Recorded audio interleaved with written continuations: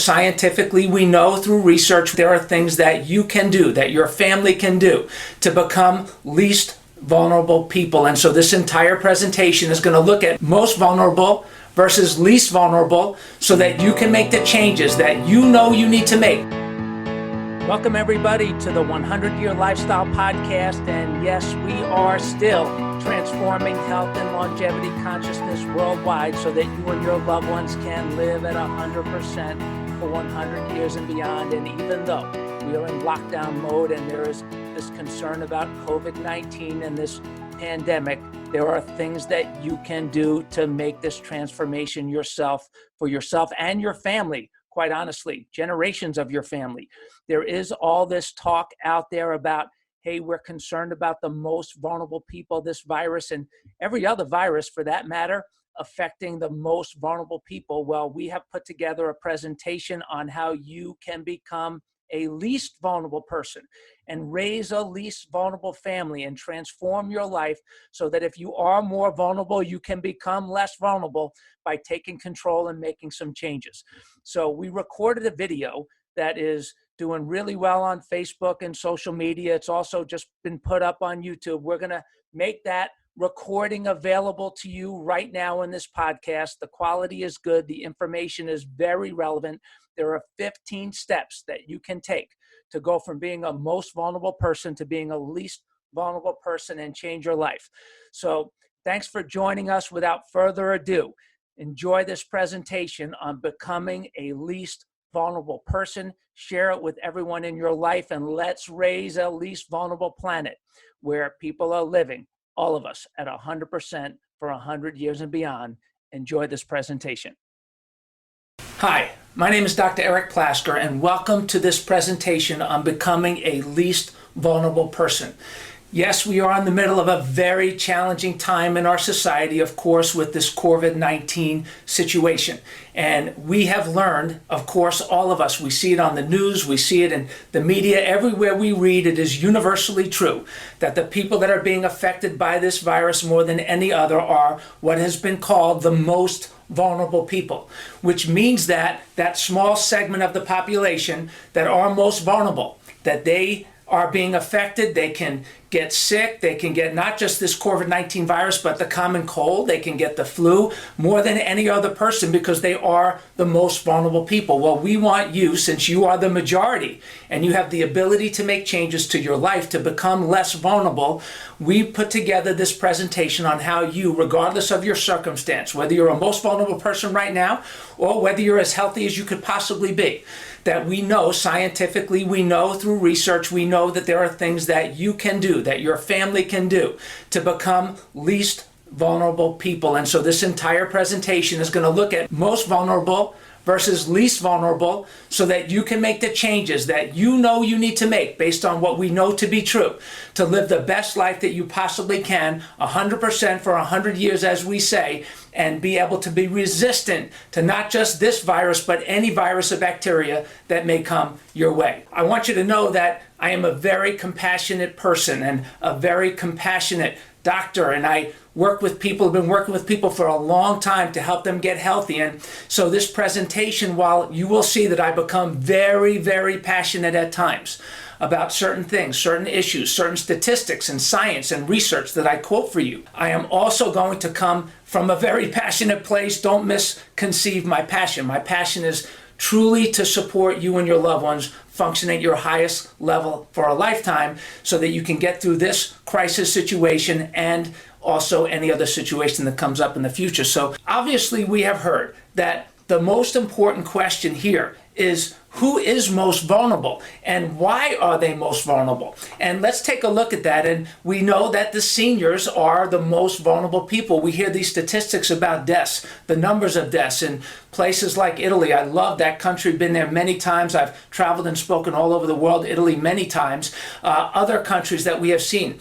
The average rate of death or the age of death in Italy, the last time I checked, just a few days ago, was 79 years old, which just so happens to be the average age of death in the United States of America. So a good toll of the deaths that we are seeing are people that are in the super senior area, these people that are the most vulnerable people. Now, of course, We are compassionate for those people. We should care for those people. We should love and serve and support those people with all of our heart and all of our might, of course. And at the same time, we need to understand that the majority of the people in the world will not even be affected by this virus. That we need to do as individuals, the best thing that we can do as individuals is to become less vulnerable, to become least vulnerable people, so that we don't expose other people and we're not susceptible to this or any other virus. And so the seniors, yes, these are part of the most vulnerable group. We also have people that have suppressed immune systems. They have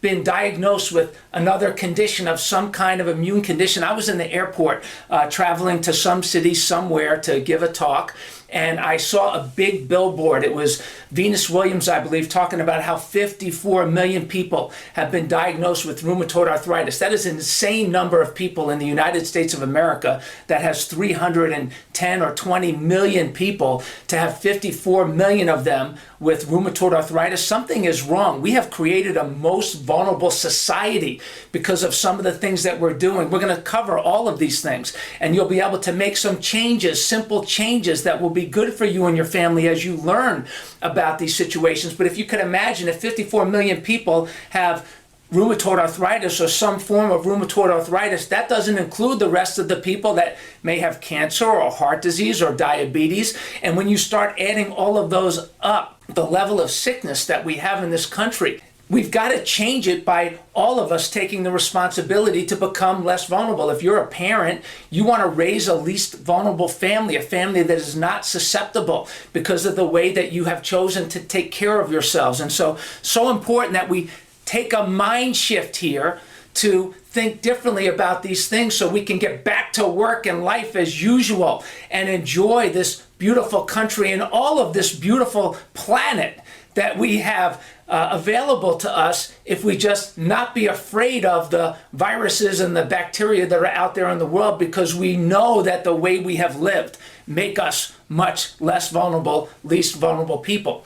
And so we know that people that are dealing with other health conditions, they are more vulnerable. Let's take a look at some specific things that you can do no matter what your age right now that can identify you as a more vulnerable person so that you can make choices to be least vulnerable. And the first thing that I want to cover is something that I choose it because everybody could benefit from this. You probably don't even realize that sitting too much makes you a more vulnerable person.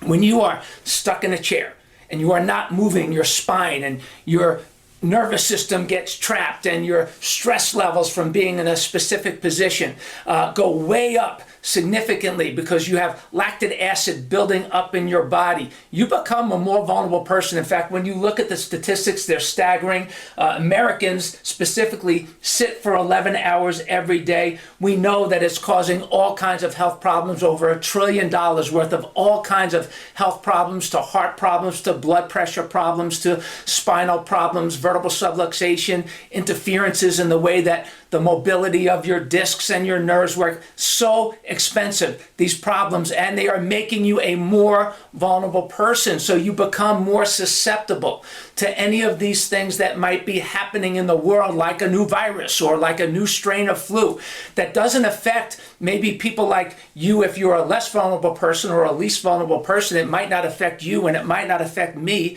but it's going to affect the person that tends to get everything because they are a more vulnerable person. We need to help those people understand that they could make choices to become least vulnerable people. So sitting is a big thing. Get up out of your chair, get moving. Those of you that are sitting in your chair on technology and you look at your posture and the stress levels that you're putting on your body and how you're putting your neck in an awkward position to cause stress in your spine and stress in your body on many different levels that can affect the way your body fights off infections. It can affect the way that your body resists forces that may be coming out you in the world. This is a very simple change that every one of you can make. And if you are addicted right now to the news and the bad news and the insanity of the news, and you are on your chair, you are making yourself a more vulnerable person by worrying about everything, as you'll see in a minute. And you're also making yourself more vulnerable by sitting down constantly waiting for the next report. Listen, get up, get moving, stretch out, get your whole body functioning the way that would make you a much healthier person and a least vulnerable person by getting out of the chair and getting your butt up, moving around. Next, sunshine. We have a beautiful day out here. We're in Georgia. I'm looking outside, right out that window over there. It is gorgeous outside today. It's a sunny day, and many of you may not be aware that sunshine is the best source of vitamin D. And so when you go outside and you expose yourself without sunscreen to vitamin D, 15, 20, 30 minutes a day minimum, what happens is it builds your immune system. We know, all the research has shown that vitamin D is good for your immune system. So why is this important? If you're sitting all the time and you're sitting inside all the time, then you are double dose, making you a more vulnerable person, when if you just got up and started moving and got some sunshine, you would make yourself a least vulnerable person. And all of us, this is something that all of us can do right now without endangering anybody else. And watch, when all of us become less vulnerable or least vulnerable, then it doesn't matter what bugs are floating around. Remember, it's like 0.1% of the population to 2 or 3% of the population may be exposed to this, and a smaller percentage will die. So don't be afraid necessarily of the exposure, because if you are a least vulnerable person and you get it, your body will fight it off. And so very important information. Again, obesity, another something that all of us can pay attention to. There are some of you that maybe you're in good shape, maybe you're healthy, maybe you're functioning super duper well and you're fit. You can make changes and tell people in your life that they can make changes to not be obese, to make them more functional, because we know that obesity makes you a more vulnerable person. So if you're sitting on the couch all the time and you're not getting any sun and you're also overweight, you put yourself in a position to panic because you become a more vulnerable person. We don't want you to be vulnerable. We want you to be healthy and strong, not just for today, but for the long haul. We want you to get up and get moving and start to not losing weight, but eliminating weight by changing your life. You know, I remember there was a time in 2002 that I was just about 60 pounds heavier than I am today. And I did not lose the weight. I did not go on a diet. I eliminated close to 60 pounds and have kept it off permanently because I changed my life. I didn't go on a yo-yo diet. You know, we have podcasts on this. If you go to the 100-Year Lifestyle podcast, we have getting off the roller coaster. We have making changes and all kinds of ways to help you be fit. We have setting long-term 100-year goals, things like that, compelling vision, all kinds of ways to help you make changes that are long-term. Hey, if I could do it, you can do it. And by making some of these changes starting right now, you will make yourself a less vulnerable, least vulnerable person, and you will no longer be susceptible or more vulnerable like the people that don't take care of themselves in the right way. This is not rocket science. We want you to make these changes right now because we want our entire society to not have to shut down the world because there are people that are super susceptible that are not doing things to take care of themselves appropriately. Next, remember, compassion. I'm coming from a place of compassion and love. Sometimes the passion kicks in. Don't let it get in the way of you hearing the importance of you making changes. Smoking. We all know that smoking is bad for you. Did you know that smoking also makes you more susceptible to disease? It makes you more susceptible to catching bacteria and viruses because it lowers your immune system. See, all of the things that we're talking about that make you more susceptible, more vulnerable, these are things that affect your immune system in a negative way. So the sitting, the not going outside, the being obese, and of course smoking, they impact your immune system in a negative way. So those of you that are smoking, there's never been a better time to quit, because quitting smoking will strengthen your immune system and make you a least vulnerable person. When you look at the statistics, it is staggering. We know that smoking is known to compromise equilibrium balance of the immune system. It increases the risk of immune and autoimmune disorders. And you may not have known this, but smoking also cigarettes contain 7,000 chemical compounds. We have an article on this on 100yearlifestyle.com to empower you to quit. It's about smoking. It's about vaping. There's a couple of different articles that will empower you to make the changes that you know you need to make. And there's another article I'm going to tell you about that I think will also be supportive of you making changes. We talk about it a lot on the podcast. It's called The Movie of You. Great article where you watch yourself like you're watching a movie. You create self-awareness and you realize that, you know what? Wow, I'm in the middle of making a choice right now that is going to make me a much more vulnerable person. Whereas I need to stop doing what I'm doing right now, make a choice in the present to make me a least vulnerable person. And that is literally the simplicity of change. It's simple, not always easy, because you have to have willpower. You have to have courage. And at the same time, if you're willing to make these changes, anybody can make these changes to make them a least vulnerable person. We've seen people who have implemented these strategies where they have lost 100 pounds, eliminated over 100 pounds. We've seen people that couldn't run. All of a sudden, now they're running 3, 5, 7, 10, 12 miles or even marathons. We see it all the time, and it's regardless of your age. You can make choices that take you from being a most vulnerable person and have you become a least vulnerable person because you made these changes and made these choices. The next one, and this is really important, and it has to do with seniors, and more importantly, if you are not a senior, it has to do with you if you take any medication at all. And it's a concept called polypharmacy, where you are on multiple medications. If you are on multiple medications, it is a danger to your immune system. It can lower your immune system.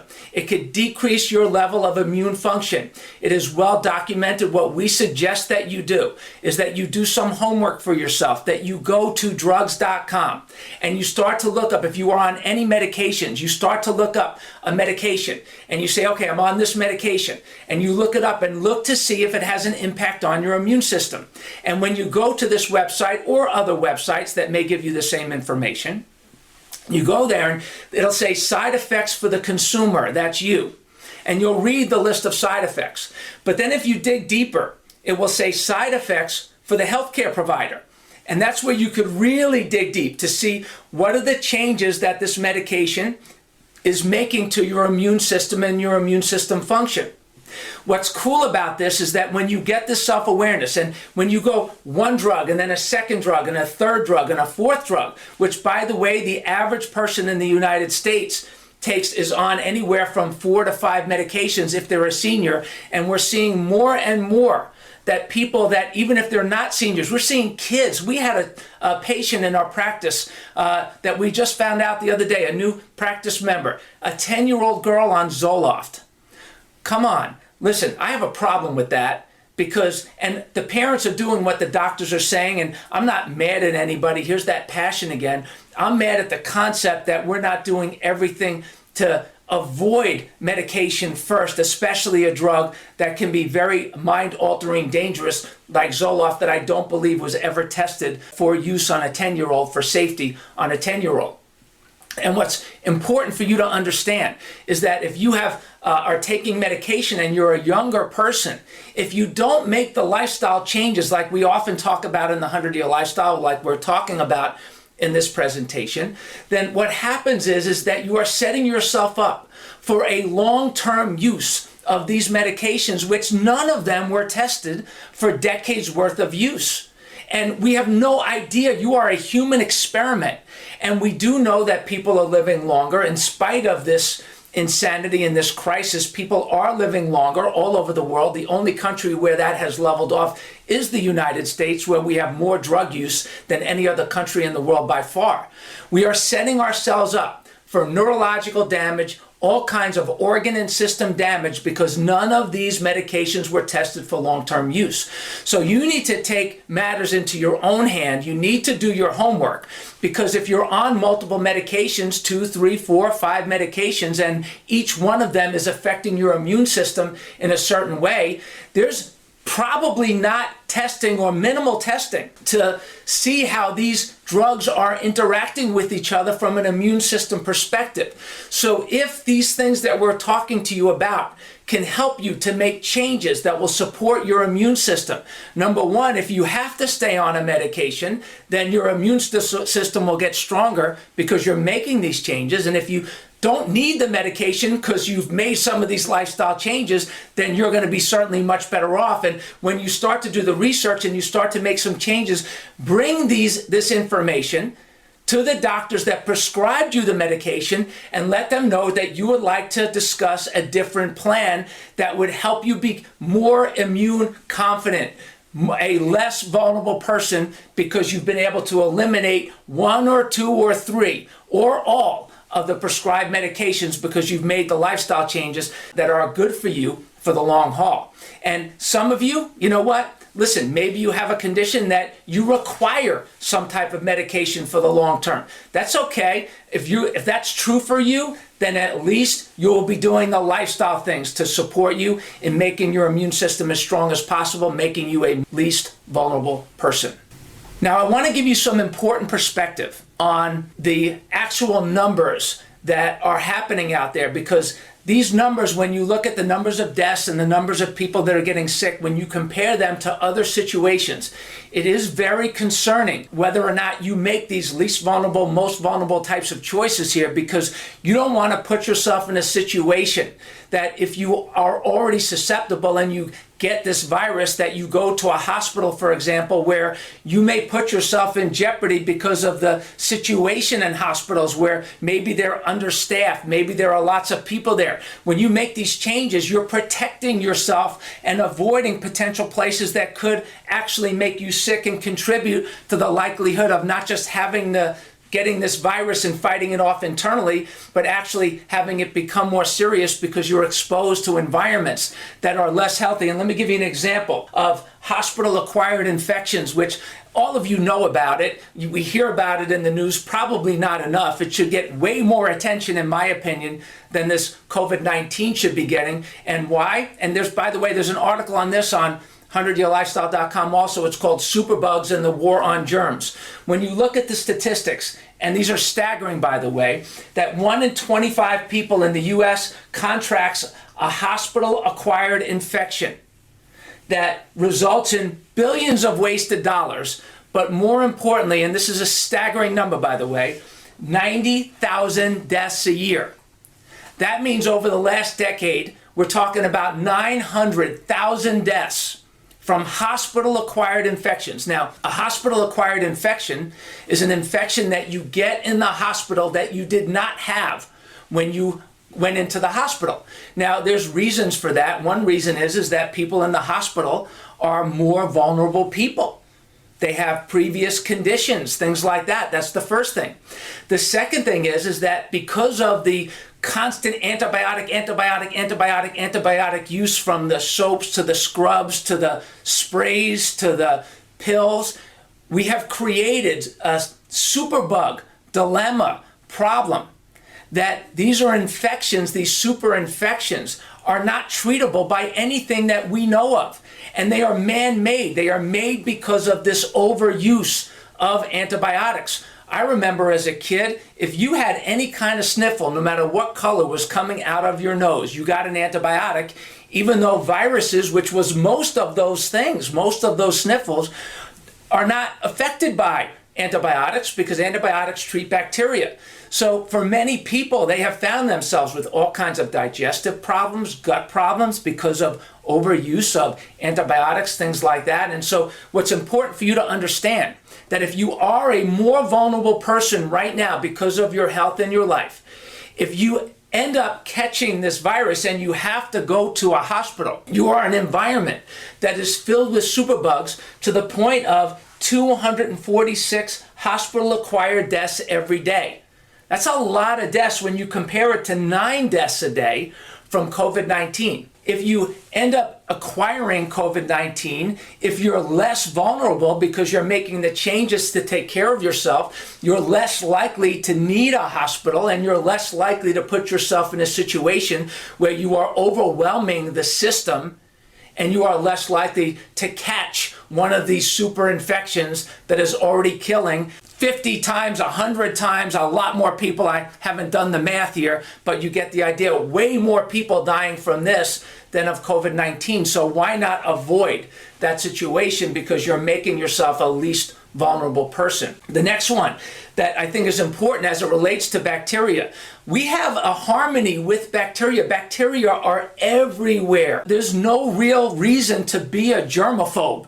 By the way, if you understand that we are surrounded and filled up with bacteria, we need bacteria to help us digest food. We need bacteria to help us keep our skin healthy and to keep our gut healthy. And we all know this because now over the last decade, one of the most obvious and prominent nutritional products that is on the market in almost every health food type of store is probiotics. What are probiotics? They're good bacteria that people are taking to offset the imbalances between the bad bacteria and the good bacteria that may have occurred from stress, imbalances that may have occurred from antibiotic use. And so when you understand that bacteria are not good or bad, it's the balance of them that can be good or bad, then we understand that the importance of keeping our bodies, keeping our nervous systems, keeping our health, keeping our immune system, keeping ourselves in balance is the most important thing that we can do, because it makes us a least vulnerable person if we're in balance. The numbers are staggering, by the way. It's in an average person age 20 to 30, just as an example, that weighs 154 pounds. They have 39 trillion bacterial cells living among 30 trillion human cells. So we have more bacterial cells that are on and in our body than we actually have human cells. They are essential. Don't be a germaphobe. It's important that you keep yourself in balance. Such an important thing. You know, as a chiropractor practicing for 35 years with my colleagues and affiliates that we work with, one of the things that we have seen over time, everywhere we go, that people that are out of balance are broke. You've all heard the expression, I'm sure, that if it ain't broke, don't fix it. The problem is that we have defined broke, this nursing home generation, this older generation of people. They have defined broke as serious life-threatening disease or severe excruciating pains. No, that is way too late. That is crisis motivation. The truth is that when you are out of balance, you are broke. We see it in the spine, we see it in the nervous system, and it is also completely true when it comes to the balance of bacteria in your body, antibiotics versus probiotics, good bacteria and bad bacteria. So it's very important that you not be a germaphobe and take a step back from that, take a few deep breaths, and start to make choices that bring you back into balance, that make you a least vulnerable person.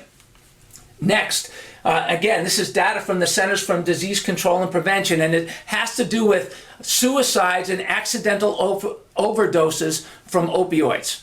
This is a staggering statistic. It breaks my heart. I know people that have taken their own life. I know a lot of our doctors that we work with and friends and family members that have taken their own lives because they went in for procedures and things like that. They were prescribed opioids, ended up becoming addicted and couldn't get off of them, and ended up taking their own life. I am so brokenhearted for so many of the families that we have seen, the people that we have seen that have lost loved ones. Listen, this is a lot of people, by the way. This is 303 suicide deaths every single day compared to 9 every day from COVID-19 people. Listen, I'm compassionate for anybody that loses somebody. My mom just last September had a car accident and she was killed as a result of that car accident.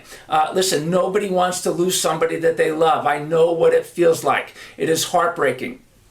And it is also important that we keep the perspective that is so important. The reaction that we are having to this is destroying, creating so much stress amongst business owners and individuals and families. Like, how are they going to survive the quarantines, and how are they going to survive the economy crash? That alone will probably kill at least as many people as are contracting this COVID-19 virus, and actually it might even kill more. So listen, it's important that we have perspective, compassion, and love to support the people who are affected with all of our heart and soul. while we keep life moving the way that it can move to keep us all inspired, powerful, functioning at 100% for maybe 100 years and beyond. We'll talk about that longevity capacity in just a minute and how these epidemics and pandemics have affected longevity and 100-year-old people. So, very important statistic. Another one, also important for you to understand, and why you need to take charge of your own health and not put it in the hands of maybe a hospital or somewhere that you have to go because you didn't take care of yourself properly. Listen, if you are fit and you are a least vulnerable person, at least you know you did everything that you could do. But if you're a most vulnerable person, you are probably sitting back in tremendous fear, worried about becoming a victim. We do not want you to feel that way. We do not want you to have to feel that way. And even if you're way overweight and you're doing so many of these things wrong, every time you make one change in the right direction to become less vulnerable, you move towards being a least vulnerable person, and you do more to protect yourself than anything else by changing some of these habits. And when you look at these numbers, this is an extreme epidemic as far as I'm concerned that should be addressed. When you look at the statistics that medical errors, mistakes are responsible for 251,000 deaths a year in the United States alone. It is the third leading cause of death. These numbers were just actually lowered from 400,000 deaths because they changed the way they're monitoring the statistics. So when you think about it, it's 600,000 deaths per day compared to 9 deaths per day with COVID-19. Why is this important for you in making the changes to become a least vulnerable person? It's important because you do not want to put yourself in the position to become one of those statistics. You make yourself more at risk by having more vulnerable habits, most vulnerable habits, and needing care that could make you even more vulnerable, which I'm not criticizing the people that are doing their jobs and the great people that are trying their hardest to help us. We're grateful for them. It's a reality and a fact that way too many mistakes are made that are contributing to, nobody's doing it on purpose, just like nobody ever plans to become an addict. The reality is, though, it's happening. So when you make the changes that you know as a result of this presentation, you make the changes that you know you need to make, you make yourself least vulnerable, and you put yourself in a position to function at a much higher level for a lifetime. And then when you look at things like the flu, these numbers are not even near as much as the other ones we just talked about. But listen, if we apply the principles to COVID-19 that we have applied to the flu, we're still having lots and lots of people die. It is not effective what is being done to contain the flu. Why? Because the war on germs is not going to work, because we have to live in harmony with germs. So we must do the things that need to be done to make ourselves less vulnerable so that we are less susceptible. It's interesting. For me personally, a lot of people will ask, Dr. Plasker, why should we listen to what you're saying? What is it about what you've learned? Well, I'll give you some insight. First of all, I'm an international best-selling author. I'm humbled and appreciative of all the people in all the different countries that have bought, listened to, learned from the 100-Year Lifestyle. I've spoken all over the world. I've been a keynote speaker all over the world, Italy, Scotland, Canada, United States, all over. We have affiliates that have spoken all over the country and all over the world. People have respected the opinions about the things that we're talking about all over the world, and certainly been featured on lots of news medias. You can check us out if you want to. But I think what's even more important than that and more relevant than that is that I've been in practice for 35 years. We've seen thousands and thousands and thousands of patients. I have never missed a day of work because of illness in 35 years. We've had patients come in with flus. We've had patients come in with all kinds of health problems, and we have helped them, and I have never gotten sick from any of those people. And I speak to my colleagues that are least vulnerable people, many of our affiliates that you can find on our website. They're least vulnerable people. They take care of themselves really well for the most part, not all of them, but for the most part. And we have not missed days of work. I'm 57 years old. I have a family history. Think about this for a minute. I have a family history of heart disease. I have a family history of cancer. I do not have longevity in my family. My father had a heart attack at 49 years old, started taking all kinds of medication, died at the age of 78. We didn't know him for the last 10 years of his life, or I should say he didn't know us for the last decade of his life because of the side effects of the medication that he was taking as a result of that, because it was not tested for long-term use and it did affect his brain and his memory. Like many of you may be taking those types of medications, and it is going to affect your memory if you don't find a least vulnerable solution for yourself. And so for me, with a family history of heart disease and cancer, I have no medical history. None. Never haven't had a medication. I had a doctor come by and test me and took my blood and took my history and said, so how many medications are you on? I said, none. How many hospitalizations? None. And the reality of it doesn't mean I haven't needed care. I've just kept myself well adjusted. I had a concussion, had it taken care of through chiropractic care, functional neurology, alternative types of things that have made a difference for me. And I was speaking and repeating myself over and over again. That's how messed up I was. Fortunately, I did get better because of the things that we did, and I can have this conversation with you because we have learned how to be least vulnerable people so that we can respond if something does happen very quickly because we are healthy to begin with going into any type of injury. So with no personal medical history, zero medication, understanding what it's like to eliminate weight and get off the roller coaster, not be on the roller coaster, and working with thousands and thousands of patients, and then training doctors around the country and around the world. We have learned a lot that we want to share with you so you can make yourself a least vulnerable person. And yes, this is a time that has caused us to have this conversation with you, and it probably should have happened anyway, but usually for most people it takes a crisis to get them to act. Well, we want you to make lifestyle care, 100-year lifestyle decisions to support you in living your best life every single day. People are asking me in our 100-year community, patients, doctors, we get text messages, emails, all kinds of correspondence where people say, you know what, Dr. Plasker, what does this have to do with longevity and the 100-year lifestyle? Well, I think it's empowering what I'm about to say to you because this is really important. 100-year-old people have lived through multiple epidemics, multiple pandemics.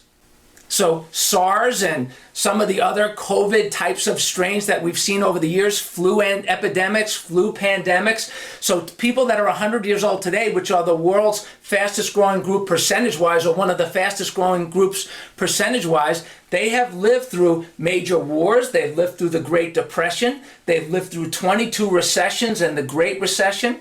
They lived through stock market crashes, housing crises, banking crises, all kinds of tragedies and situations that the news would have you be addicted to. And guess what? Some of them are still here, and so are you. And how have they made it? What's their secret? What's very interesting, there's an article on 100yearlifestyle.com. It's called Trends, Casualties, and Control. We also have a podcast with that same name. It's called Trends, Casualties, and Control. And what's important about the understanding of this is that the trend is continuing, that people are living longer than ever. And there will be casualties along the way.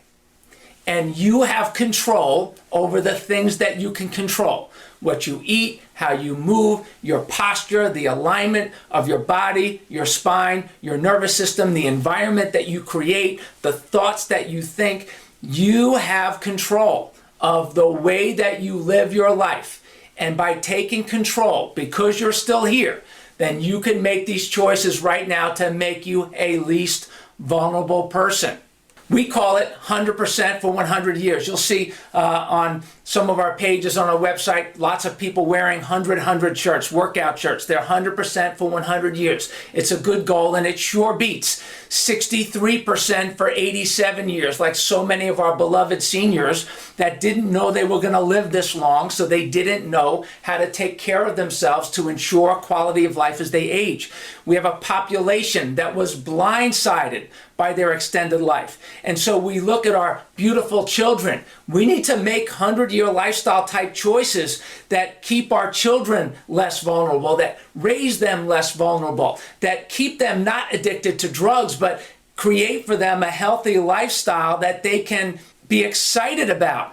We have an article called Children's Longevity Threatened, and it's on 100yearlifestyle.com, where the United States is an example. We have the first generation of children that are seeing their potential life expectancy flatten on the curve or go down.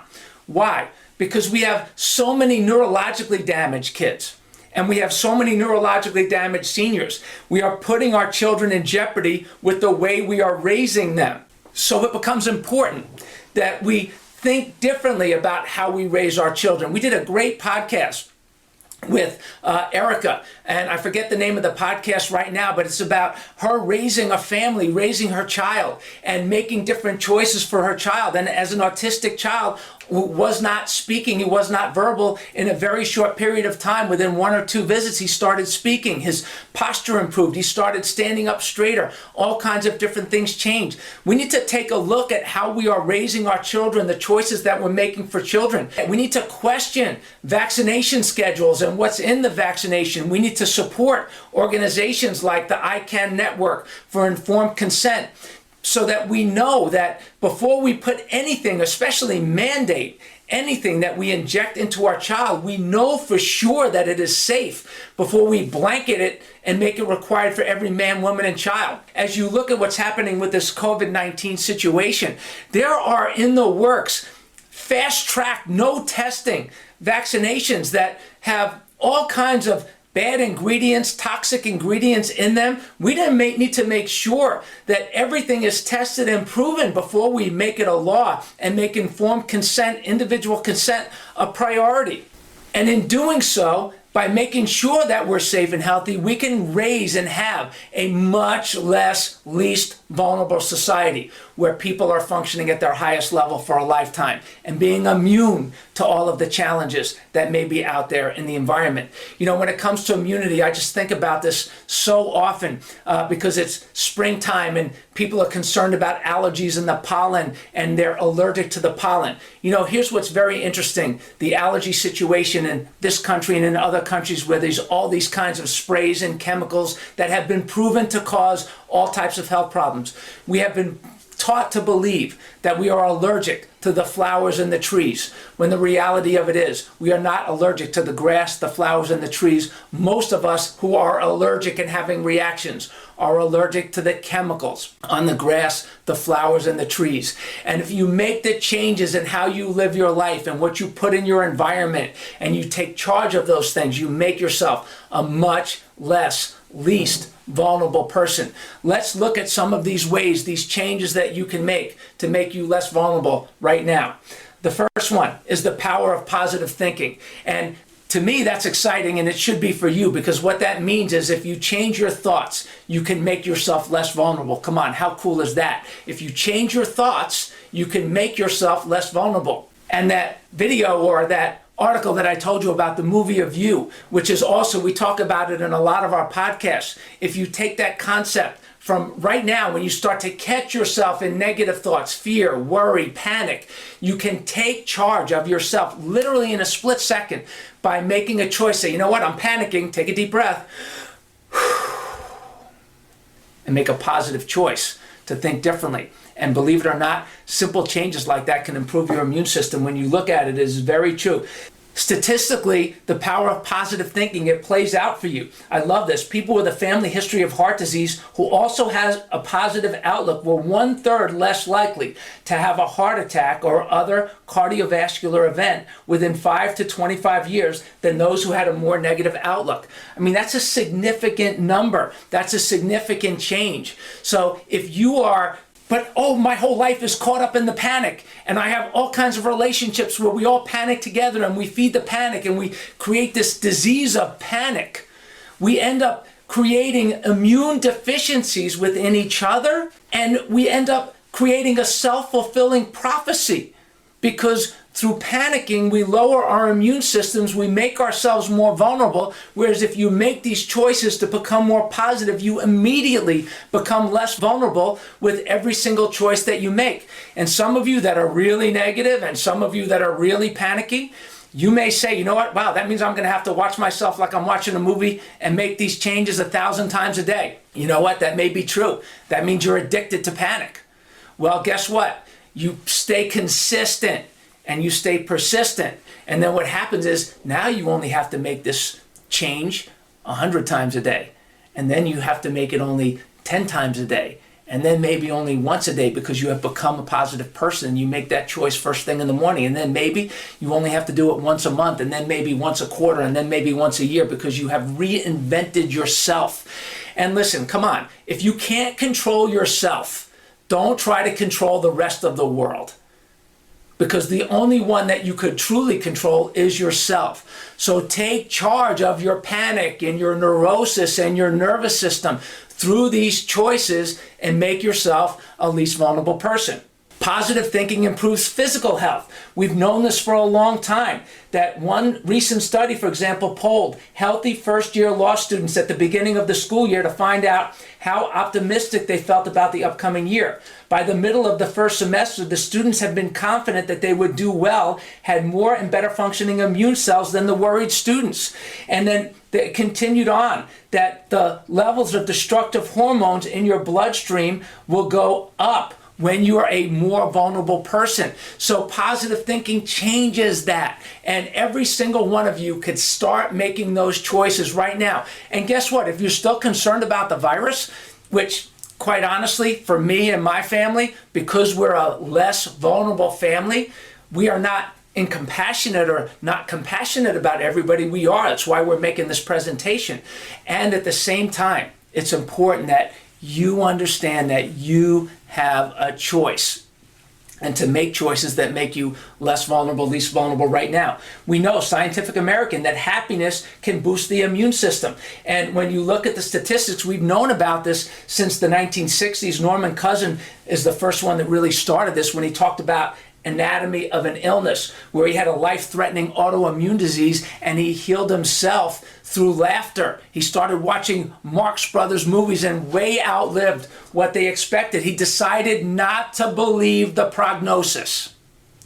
He got positive in his mind and chose not to believe the prognosis. At the time, mainstream science rejected any of these ideas, but then what they found out through the research, they found out that the brain is directly wired to the immune system.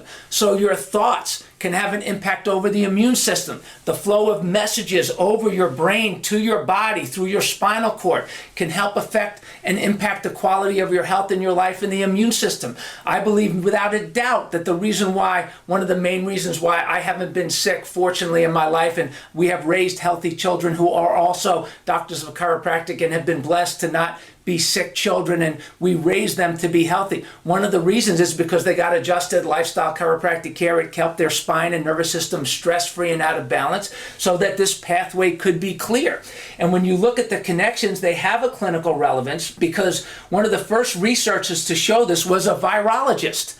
We're talking about a virus here. One of the first researchers that discovered this was a virologist, Ronald Glaser, who's now the director for behavioral medicine research at Ohio State University in Columbus. He said, when I started working on this in the 80s, nobody believed what stress could do, including me. And then he and his colleagues sampled blood from medical students and found that during stressful exam periods, they had lower activity from virus-fighting immune cells. They had lower immune activity from virus-fighting immune cells and higher levels of antibodies for the common virus Epstein-Barr, suggesting that stress had compromised their immune systems. So listen, the media is insane right now. They would love for you to stay glued, stay sitting, stay inside, and stay stressed. And when you do that, you have to understand, my friends, you have to understand that you are becoming a more vulnerable person. You got to get up. You got to take charge of your health. You got to take charge of your life in this way. Studies have found that people exposed to these various kinds of stresses have changes in their immune system. The research suggests that immune system's proliferative response decreases by 15% and continues to decrease in chronically stressful situations. We are transforming. There is a transformation right now that if I would let it scare me, it would scare me. Because we are creating a stressed out society that is going to live in fear. We are fear-centered, fear-focused. We worry about every little tiny thing. And these are the only things that are reported on the news. Come on, we need to block out the world and take care of ourselves and find support systems that will help you be strong, be least vulnerable in the way that your immune system functions, so that you can make choices for 80, 90, 100 years and beyond. You know, these 100-year-old people, none of them plan to get to 100. These are a generation that have outlived their scientifically predicted life expectancy by 5 decades. And when you understand that, these are people that are resilient. Most of them are people that did not overcome a serious disease. These are people that never got sick in the first place. And so what's important for you is that you do everything that you can to make yourself a least vulnerable person. Again, starting with your thoughts and having a positive attitude.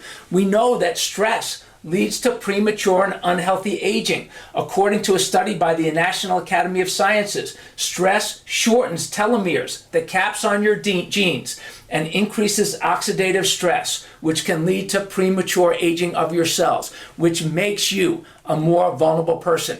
So there's lots of things on 100yearlifestyle.com if you want to go to it. There's lots of resources available to you through BrainTap, one of our favorite partners in this, to help you. Great article on 4 brain healthy solutions. Get your body moving, get your mind moving, prioritizing sleep, practicing mindfulness. These are all things that you can do to make yourself a least vulnerable person starting right now. Next, exercise, fitness, so important. We do know that exercise supports a healthy immune system. There is a compelling link between physical activity and the body's defense system. Come on, we all know that. We know that instinctively. We need to get up and start moving. And just some of the highlights from this article that appeared in 2019 in the Journal of Sport and Health Science. We know that acute exercise is an immune system adjuvant that improves defense activity and metabolic health. So when you start moving, you improve the quality of your immune system. Data supports a clear evidence in an inverse relationship between moderate exercise, training, and illness risk. So if you have more exercise, more moderate training, your risk of infection goes down. So important that you understand that. Get up off your bottom. Exercise training has an anti-inflammatory influence mediated through multiple pathways: your brain, your spinal cord, your nerves, your cardiovascular system. Everything works better. Anti-inflammatory, multiple ways. Inflammation, we know, can cause all kinds of autoimmune problems. It can contribute to heart disease. It can lead to all kinds of neurological issues in your body. So exercise is really important. We have a lot of people who come in who are fitness-oriented people. When they start coming in to see us, they are concerned because they think they're fit. They think everything is a muscle. That's not true. So you have to understand that, yes, exercise supports a healthy immune system. We know that increased carbohydrate and polyphenol intake is an effective nutritional strategy. We'll talk about some nutrition in just a little bit. And we know, without any question, that habitual exercise improves immune regulation. So come on, everybody's got to get up and start moving. We have an acronym for fitness in the world of the 100-year lifestyle, and we say that if you want to be fit and healthy for the long haul, then you have to have these 5 pillars. It's N squared, ESS, and it's neurology, nutrition, endurance, strength, and structure. Where neurology is important, and neurology comes first. Why does neurology come first? Because neurology is about function. Everything to function properly, everything in your body requires nerve supply. Your heart, your cells, your liver, your kidneys, your stomach, your lungs, your muscles, everything requires nerve supply for you to function properly. So neurology equals function. Nutrition equals fuel. You are what you eat. Your body uses it for fuel, so eating healthy is important. Endurance equals longevity. Endurance training is important. Why? Because if you're going to live to 80, 90, 100 years and beyond, that's a long haul right there. Keeping yourself healthy in a way where you're training yourself for longevity is vital. Cardiovascular exercise, strength training. Listen, we've all seen an older person struggle to get out of a chair. And once you lose your strength, it's very hard to get it back. And then structure, that's your posture, your body. We have all heard the quote by Thomas Edison, which he made in 1903, that has never been more relevant than it is today. His quote was, "The doctor of the future will give no medicine, but will interest his patients in the care of the human frame, in diet, and in the cause and prevention of disease." I think way ahead of his time, but very thoughtful and very right on target. We actually changed the quote in the 100-year lifestyle. We now say, "The doctor of the present will give no medicine, but will interest his patients in the care of the human frame, in diet, and in the cause and prevention of dis-ease." And let me clarify that. Will give no medicine unless it's a last resort. doing everything to get you healthy without it first is the way to live if you want to live an active, healthy, long life. And you know what? The rest of the world agrees with that, because in the United States, we have 5% of the world's population, and we take 95% of the world's drugs, and we have the worst life expectancy compared to any other industrialized nation. So this is an important conversation for you and I to have so that you can make choices moving forward that keep you healthy for the long haul. We know the nervous system, your body's nervous system, it's inside of you. It's your body's natural IT system. It's your body's natural information technology system. We know that without this IT system working at all, life is not possible. That cells die, tissues die, organs die. We know that to be true. In fact, when you look at the interconnection, this is from Science Daily, the interconnection between the nervous system and the immune system is well documented. We know that researchers have found that the increased incidence of infections is seen in spinal cord injury patients, and it's directly linked to the disruption of the normal central nervous system.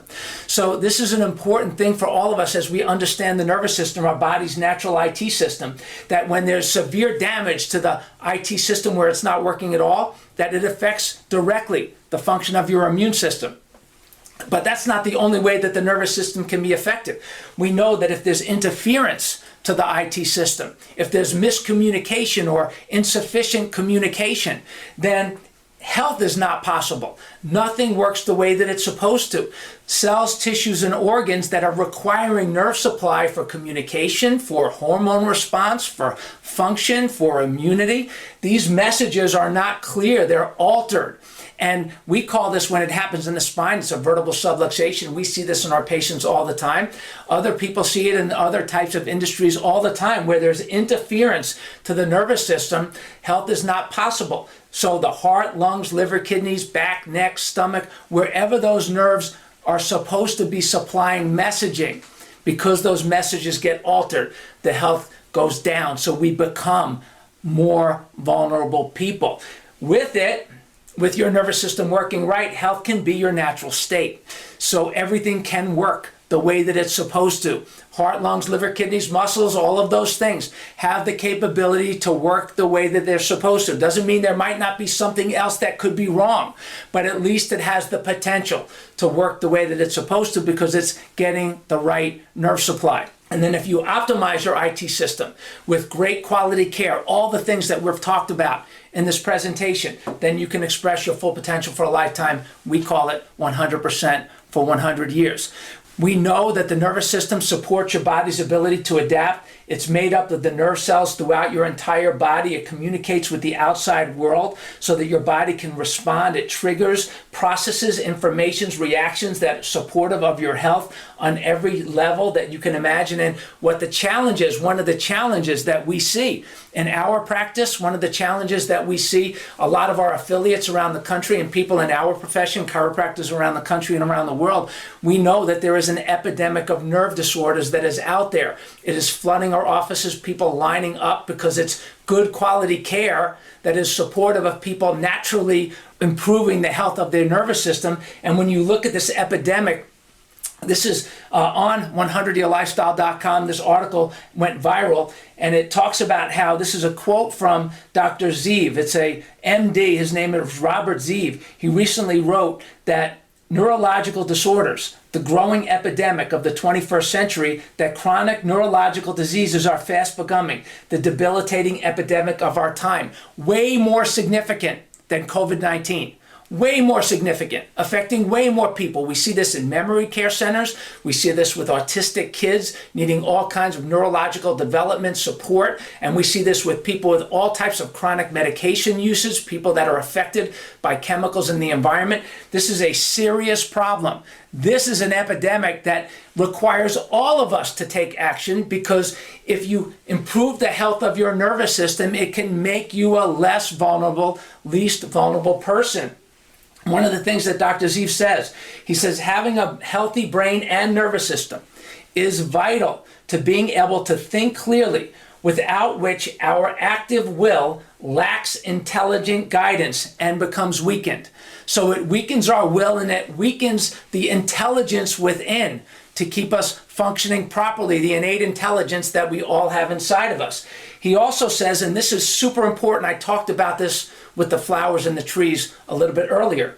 He says that a healthy nervous system is essential for you to be able to adapt to your environment in a healthy way. Dr. Ziv states that we live in a toxic world. The great majority of chemicals we now take in daily were not even on the planet 30 years ago. These toxins become neurotoxins, damaging the nervous system. Listen, this is an epidemic that all of us need to be taken care of and exploring. No wonder that our profession, like other health professions, chiropractors are considered essential healthcare providers because of the relationship that we have with the nervous system and helping people stay out of hospitals because there's an easier way to get fixed for the people that are available for the type of care that we provide. And there's a lot of sick, fit people out there. We see a lot of sick, fit people that they have a six-pack in their gut, but their nervous system, other parts of their body are broken down because they're on all kinds of medications. Don't be a sick, fit person. Make the health of your nervous system. Make these other changes that we've talked about on every level an important part of what you do and how you live your life so you become a least vulnerable person. I can go on and on about the mind, healing in the mind. The immune system cannot function without nerve supply. That is such an important concept.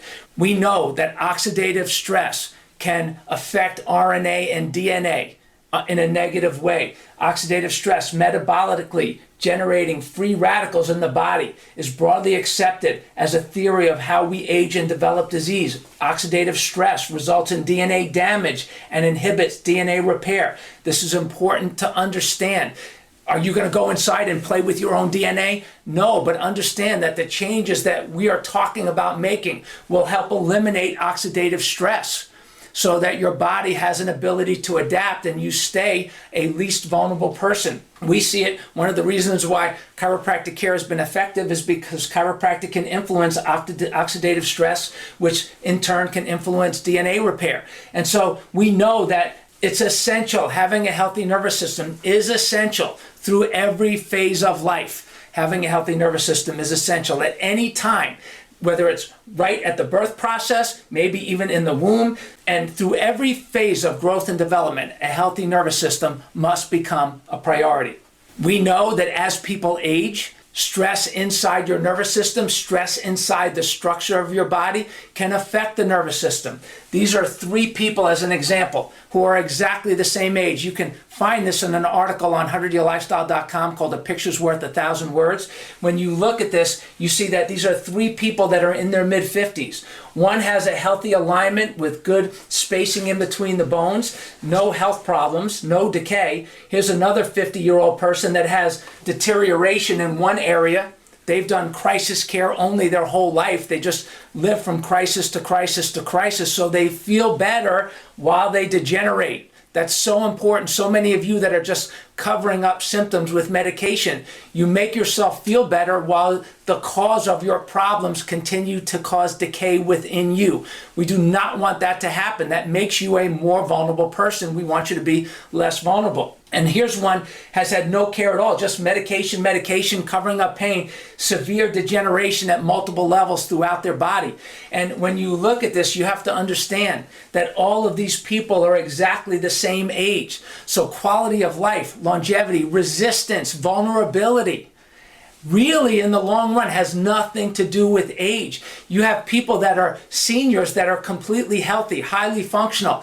They're less vulnerable to these infections, but their counterparts in the assisted living centers maybe, or the active centers, or the places that they live, their counterparts, their contemporaries that have chronic conditions or where they have become more vulnerable, you realize, you know what? It's not necessarily the age.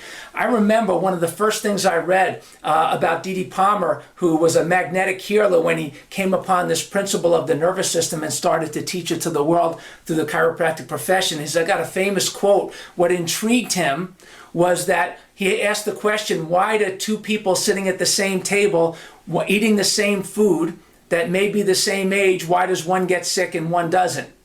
And that's a very important question, as we have a world that is filled with more vulnerable people and least vulnerable people. The least vulnerable people are the majority by far. The more vulnerable people, we need to help them become less vulnerable, not disable them, but help them become less vulnerable, while every single one of us lives a least vulnerable life. All of us, hopefully, if we do these things, will live at 100% for 100 years, much better than 79% for 81 years. Of course, like we kind of joked about a little bit earlier. Let's talk about some nutrition things as we fly through the rest of this presentation. If you like what we're talking about, go to our podcast, go to 100yearlifestyle.com, visit one of our affiliates, take care of yourself in a way that makes you a least vulnerable person. When it comes to nutrition, nourish your body for optimum function. It will counter the effects of stress.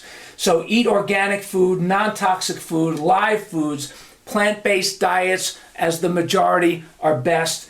Lots of fruits and vegetables, all kinds of colors, not all kinds of chemicals. Remember, organic, non-GMO, those kinds of things. Fruits and vegetables, plant-based protein is great. Vegetables, dark and colorful, like we just said. Buckwheat, soba noodles, chickpeas, beans, edamame, lentils, lots of good nutritious stuff. Tofu, quinoa, spirulina, nuts and seeds, nut butters are great. Whole oats and whole grains, brown rice, lean meats are all good, healthy foods that will make you less vulnerable. Always choose quality calories over empty calories. Empty calories are things that, and also toxic calories, which are processed foods, canned foods, white rice, white flour, white pasta. These are all making you less vulnerable. They are not filled with good nutrition. Avoid sugar, avoid sodas, minimize caffeine and alcohol, and supplement your diet with anti-inflammatory type of quality organic resources that are really, really, really good for you. So good nutrition is important. Nursing nutrition and nerve supply for new moms, very important information there to support you. And then as we wind down, a couple of other key points with this social distancing that's going on and everybody being afraid to be around each other. Well, I'm going to tell you to follow the law and don't break the law. That's the first thing. And at some point, we have to understand that community equals immunity. People with stronger communities have stronger immunities. We know that social relationships, both quantity and quality, affect mental health, health behavior, physical health, and mortality risk. Social isolation of otherwise healthy, well-functioning individuals eventually results in psychological and physical disintegration, even death. Come on, my brothers, my sisters, my family, my friends, my new friends. This is so important that we understand how to become least vulnerable people. And understanding, doing that as a community is more important than ever. Share this video with your friends, your family, on your social media pages. Follow us on all of our social media pages. Visit us at 100yearlifestyle.com. Check out our podcast. Become a part of this community to help you live at 100% for 100 years, not 63% for 79 years. So important. Toxins are everywhere. Be aware of them. Beware of the overuse of technology and how it affects your body and your posture, the radiation of that, the chemistry of that, the dysfunction that it can cause in your spine and your nervous system as a result of poor posture. Great articles on 100yearlifestyle.com, smartphone syndrome. Another great article called Hunchbacks in the Hood that will help you, give you solutions that technology issues, because toxins and technology, no question, an overuse of all that can affect your health and quality of life in so many different ways. We see it. Glyphosate, also authoritatively classified as a human carcinogen. That's a toxin thing. That's the chemical that's on a lot of in Roundup and on a lot of the chemicals that are put in the foods that are not organic. And so important that you understand that. As we really wind down here, great article on 100yearlifestyle.com. What happens when you stop? Whenever you stop doing the things that are good for you, you will get less good. Because when you do the things that are good for you, they're just good for you. And when you stop, your body will become less healthy. So if you want to be a least vulnerable person, make the things that are good for you your new lifestyle. That's what the 100-year lifestyle is all about. It's making all the things that are good for you your new lifestyle, not a weight loss plan just to fit into a dress or a pair of jeans, but a lifestyle that supports you at functioning at a very high level. So learn to love the things that are good for you. I love one of the podcasts that we did with Dr. Adam Coxon and his wife, Jamie. The title of that is, We Are Not Just Lucky.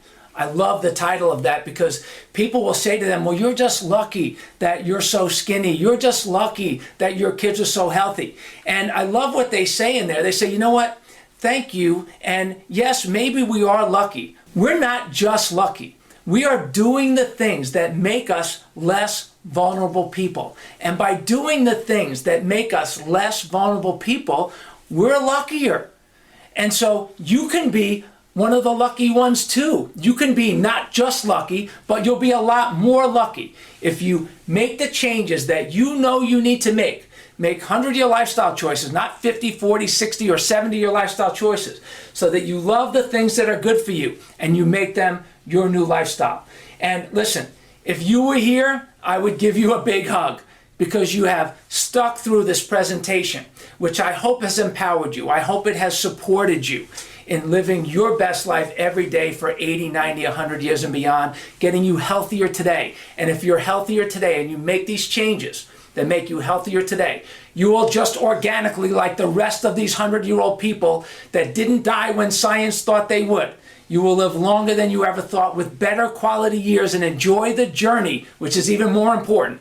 You will enjoy a healthier journey along the way because of these choices. And we know that hugs do build the immune system. Hey, hugs kill bugs. Come on, I love that. We know that hugs make us feel warm and fuzzy. And this feeling that it turns out could actually ward off stress and protect the immune system, according to new research from Carnegie Mellon University. So listen, big hugs to you, stimulating your immune system. Share this information with family, friends, coworkers. It is time that we take charge of our health, take charge of our lives, become least vulnerable people, and get the world moving again so that we can all live at 100% for 100 years. And that's the kind of world that I want to live in. I don't want to live in a world where everybody's scared to go outside, everybody's scared to hug, everybody's scared to touch each other, everybody's getting 72 injections because that's what somebody in an office somewhere who's got a couple of extra $1 billion tells us we should get it. No, I want to live in a world where we're all functioning at the highest level that we possibly can for a lifetime. And we're not afraid of each other, but we're collaborating with each other to make this world the best place that it could possibly be. So with that, my friends, your 100 is coming. You make the call. Yes, the trend is moving in this direction. Yes, there will be casualties along the way, and we don't want you to be one of them. We want you to function at your best, your healthiest, with the strongest immune system possible, being a least vulnerable person so that you can live at 100% for 100 years and beyond. Thanks so much for watching. Dr. Eric Plasker, great to be with you today. Thank you so much for joining us on the 100-Year Lifestyle Podcast. We hope you enjoyed this episode. If you have topics that you want us to cover, people you want us to interview, maybe you have some stories that you want to share, stories of yourself, loved ones, people in your life, we would love to hear from you and share your story. Please email us at my100@100yearlifestyle.com. And remember, nobody wants to get to 100 or even 50, 60, or 70 for that matter, crippled, broke, and alone. So please share the 100-Year Lifestyle, all of our podcasts, social media pages, website with your family, friends, and coworkers so they can take this journey with you. And until next time, adjust your lifestyle. Live your best life today and every day on the road to a sensational century. Dr. Plasker, signing off.